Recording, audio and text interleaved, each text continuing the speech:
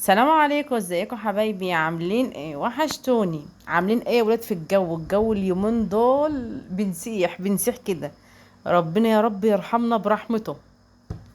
وبما ان الجو حر كده فقلت اشجعكم تبلبطوا شوية في المية. بقلب يا ولاد كده في دفاتري القديمة، لقيت الفيديو الجميل ده، قلت ازاي ما نزلوش لحبايب قلبي كده واشجعهم في احسن روتين، بجد روتين النشاط. وقلت بقى استغل العيال بدل ما هم مطلعين عينينا، قلت اخليهم يعملوا معايا شويه واهد حيلهم. هم صحيح طلعوا عيننا وهدوا حيلي وفضلت اصوت، وبصوا مش الشارع، المنطقه كلها سمعت صوتي. بس ايه، كان يوم حلو بصراحه.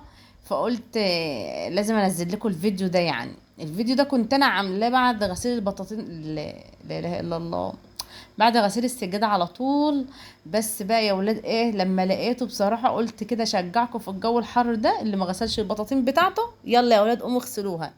الجو اليومين دول الشمس تنشف اي حاجة.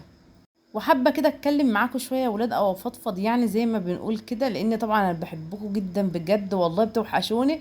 ببقى نفسي اصور لكم فيديوهات كتير قوي، بس انتوا اللي مش مشجعيني. لو شايفة تشجيعاتكم هصور لكم فيديوهات حلوة قوي. بصوا يا ولاد،